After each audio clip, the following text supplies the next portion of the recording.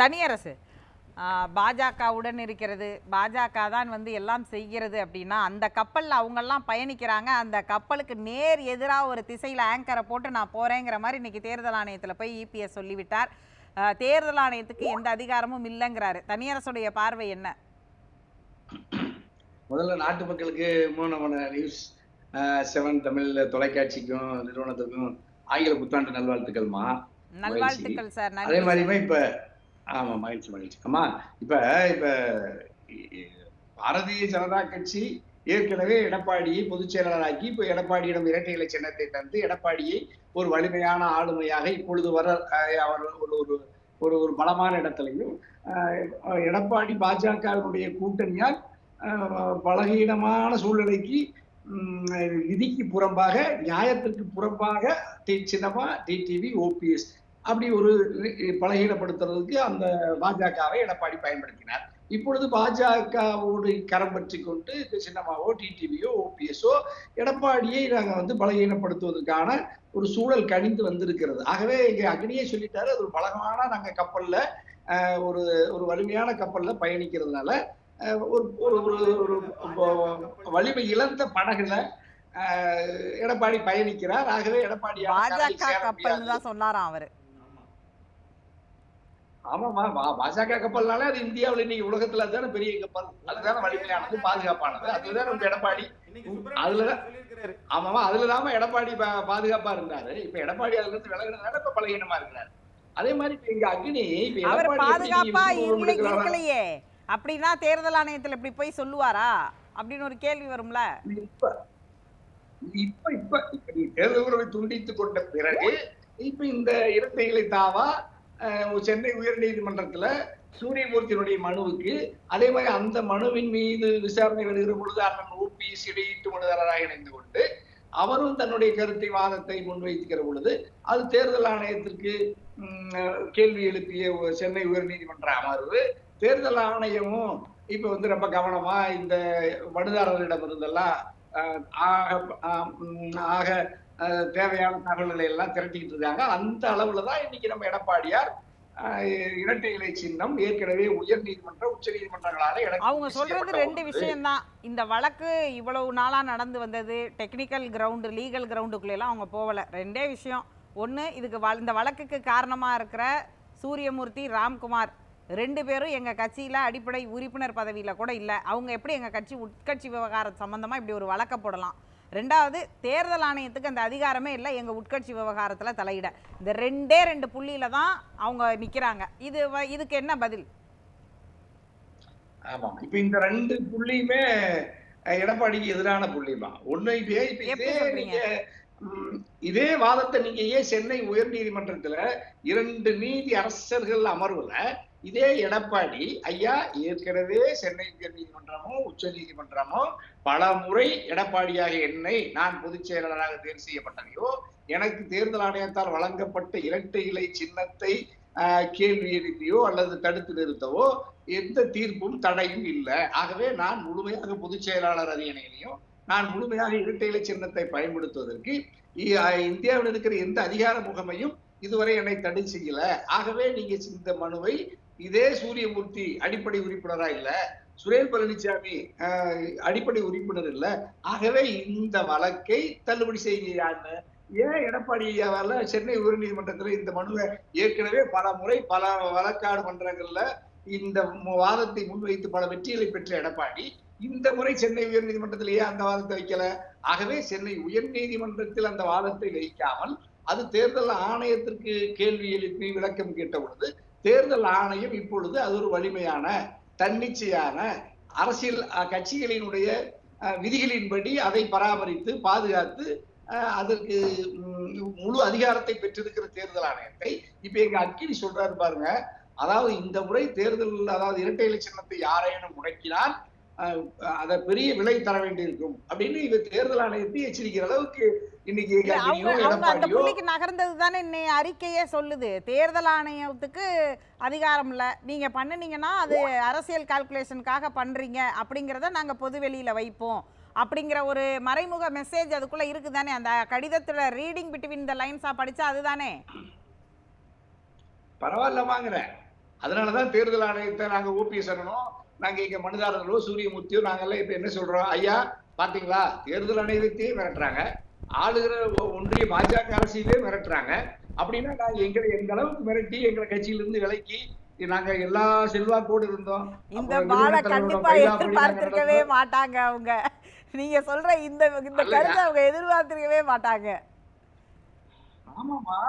இப்ப அதுதானே இப்ப நீங்க இதையெல்லாம் தான் நம்ம மீண்டும் இதெல்லாம் பார்க்கும், தேர்தல் ஆணையம் பார்க்கும், உயர்நீதிமன்றம் பார்க்கும், மற்ற நீதிமன்றங்கள் கூட பார்ப்பாங்க பொது வெளியில. ஏன்னா எடப்பாடி யாரிடமும் சமாதானத்துக்கான ஜனநாயகத்தின் பாங்குகள் அற்ற எடப்பாடின்னு ஏற்கனவே எக்ஸ்போஸ் ஆயிருக்காரு.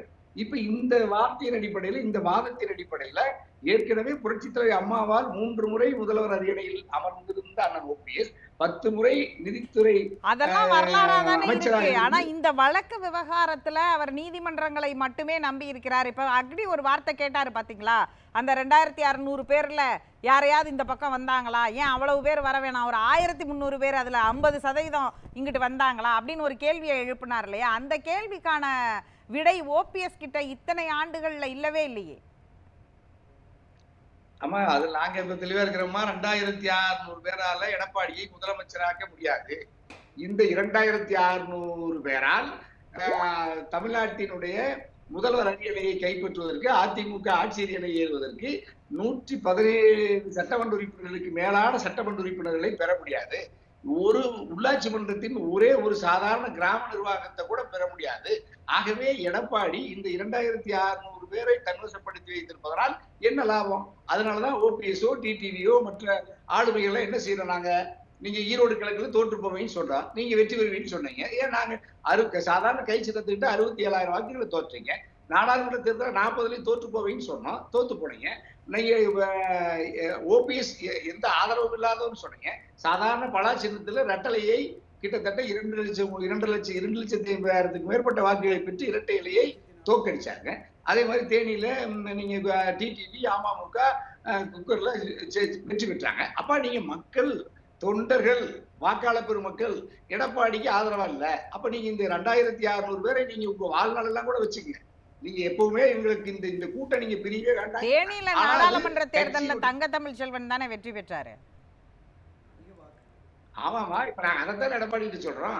நீங்க 2600 பேரை வைத்து பொதுக்குழுவில வெற்றி பெற்று விட்டால் நாட்டில் அதிகாரத்தை கைப்பற்றுவதற்கான அரசியல் கட்சியை வழிநடத்துவதற்கு உங்களுக்கு என்ன ஆற்றல் இருக்கிறது, என்ன வியூகம் இருக்கிறது? தொடர்ந்து 10 தேர்தலில் தோற்று 11வது தேர்தலில் தோற்பதற்கு தயங்கி விக்கிரவாண்டியில் இருந்து போட்டியிலிருந்து விலகி கொண்ட எடப்பாடி இப்பொழுது வருகிற ஈரோடு கிழக்கு சட்டமன்ற தொகுதிக்கான இடைத்தேர்தலிலும் விலகுவதா? அக்னி சொல்ற மாதிரி அவர் ஆட்சிக்கு வந்துடக்கூடாது, வெற்றி பெற்றிடக்கூடாதுங்கிறதுக்காகவே கட்சியில இல்லாதவங்களை எல்லாம் இப்படி கணக்குல சேர்த்துக்கிட்டு டெய்லி ஒருத்தவங்களா மனு போட்டு தினமும் கேஸா அலைய விட்டுக்கிட்டே இருக்கிறாங்க. இதெல்லாம் செல்லுபடியே ஆகாது அப்படின்னு அக்னி சொல்றாரு. அது அப்படிதான் பார்க்கணுமா? ஏமா, இப்ப எடப்பாடியோட சொந்த கட்சி கிடையாது அதிமுக. அவரால் உருவாக்கப்பட்டு அவரோட சொத்தை இழந்து, சுகத்தை இழந்து, அவருடைய ஆற்றலாலோ அவருடைய எந்த பங்களிப்பும் இல்லாமல் அதிகாரத்தில் தமிழ்நாட்டில் ஆகப்பெரு நாட்கள் இருந்து ஏழை எளிய உழைக்கும் மக்களுக்கு திராவிட சித்தாந்த கருத்துக்களில் அது தமிழ்நாட்டை வலிமைப்படுத்தி சிறுமைப்படுத்தி ஒரு மகத்தான மக்கள் பேர் இயக்காது. புரட்சி தந்தை பெரியாரும் பேரறிஞர் அண்ணாவின் வழிகட்டதோடு புரட்சி தலைவரும் புரட்சி தலைவர் அம்மாவும் உயிரை தந்து உருவாக்கிய ஒரு மகத்தான மக்கள் பேர் இயக்காது. அவர்களே மிகச்சிறந்த ஜனநாயகவாதிகள். அப்படிப்பட்ட ஜனநாயகவாதிகளினுடைய வழிவந்த எடப்பாடிக்கு அந்த ஜனநாயகத்தின் பண்புகளோடு தன்னுடைய கட்சிக்கு வாழ்நாளெல்லாம் உழைத்த சின்னம்மாவை ஏன் நிராகரித்து வெளியேற்றுகிறீர்கள்? ஏன் சின்னமா டிடிவி நிராகரித்து வெளியேற்றுகிறீர்கள்? ஏன் ஓபிஎஸ் நிராகரித்து வெளியேற்றுகிறீர்கள்? அப்படிப்பட்ட உங்களுக்கு அவர்களை எல்லாம் வெளியேற்றுகிற அளவிற்கு தரப்புல நீங்க திரும்ப திரும்ப நீதிமன்றத்துக்கு போக வேண்டிய கட்டாயம் இருக்கு.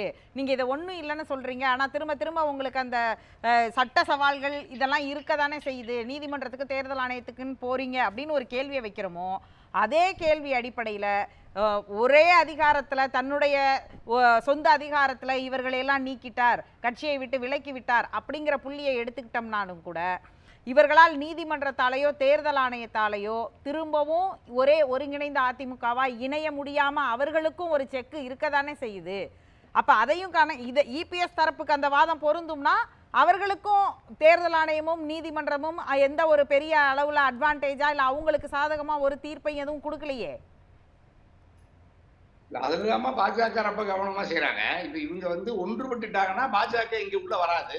தேர்தல் ஆணையமும் யாருடைய தயவும் தேவையில்லை. நம்ம புரட்சி தலைவி அம்மா கண்ட கனவு நம்ம அதிகாரம் வந்துடும், அம்மாவோட அரசு அமைச்சிடலாம்.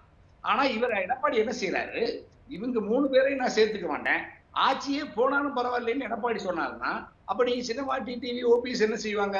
அப்ப நீ எனக்கு ஒத்து வரலன்னா, நாங்க கட்சியிலேயே இல்லைன்னா, எங்களை அவமானப்படுத்தினா, நாங்க உயிருக்கு உயிரா நேசிச்ச கட்சியில எங்களுக்கு எந்த உரிமையும் இல்லைன்னு நீ வெளியேற்றி அவமானப்படுத்தினா, அப்ப நீ அந்த கட்சிக்கு எந்த தியாகமும் செய்யாம குறுக்கு வழியில் வந்து ஆட்சியை கைப்பற்றி அதிகாரத்தை வந்து நீங்க மீண்டும் முதல்வர் அரியணைக்கு வரணும்னா அவங்க எப்படி அனுமதிப்பாங்க?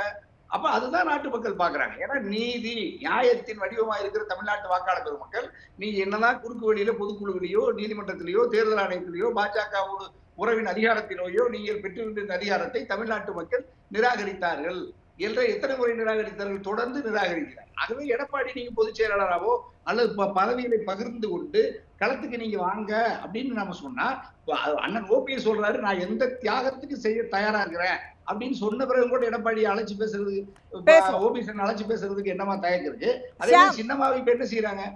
நீங்க சொல்லுங்க. அதாவது